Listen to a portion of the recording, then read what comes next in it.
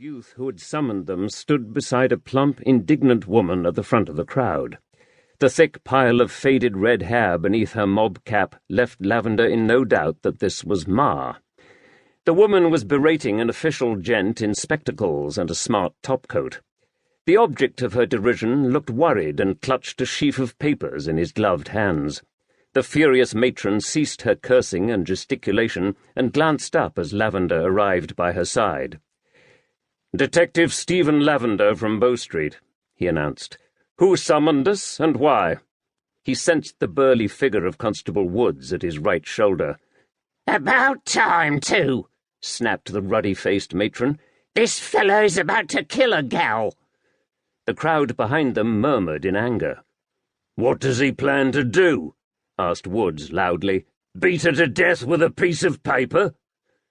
Laughter rippled around the crowd. Lavender resisted the urge to smile. His experienced constable had a great knack for diffusing tension. Woods had the common touch, a trait Lavender lacked.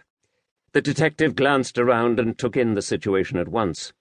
A group of labourers armed with shovels and picks and the long hooks they used to pull down rotten timbered buildings stood beside large empty carts. "I'm Algernon Price from the Duke of Bedford's estate office," the official protested. "This building is due to be demolished, and this woman, these people, are hindering us in our work." His neck flushed red with embarrassment as one or two in the crowd jeered his words. The feisty woman beside him jerked a flour-whitened finger in the direction of Raleigh Close. "There's a young gal inside there," she told him. "They're going to bring the building down on top of her head and kill her." Now a murmur of dissent rose around them. Lavender switched his gaze to the rotten two-story structure before him. Overgrown with weeds and ivy, the ancient building sagged. Large sections leant perilously forward. It looked like one strong gust of wind would topple the lot.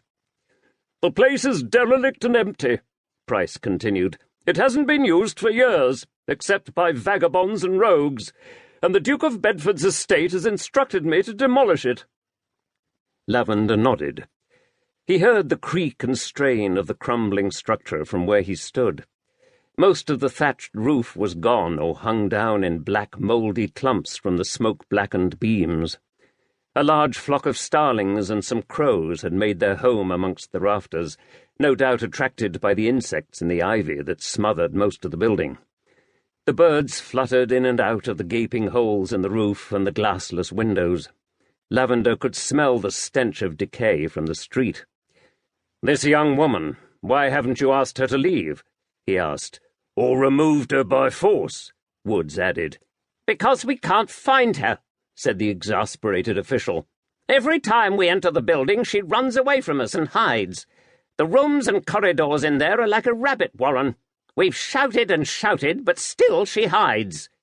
"She's probably terrified of you," said the indignant matron. "Who are you, madam?" Lavender asked. "Jaquetta Higgin," she informed him. "I own the bakery on the other side of the street." She jerked a thumb behind them. "This is my son, Nathaniel." She patted the tousled head of the young boy who had summoned them. A cloud of flour rose, then settled onto his hair. "Who is this mysterious young woman, Mistress Higgin?" Lavender asked. "Well, I don't rightly know, but I know she's in there." "What about you, Mr. Price?" "I have no idea. We haven't caught sight of her yet. She eludes us every time." "Well, how do you know she's in there if you haven't seen her?"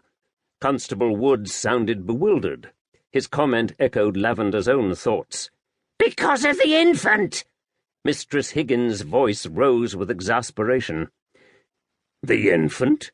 "Yes, we can hear its piteous cries as she runs from room to room, carrying the child."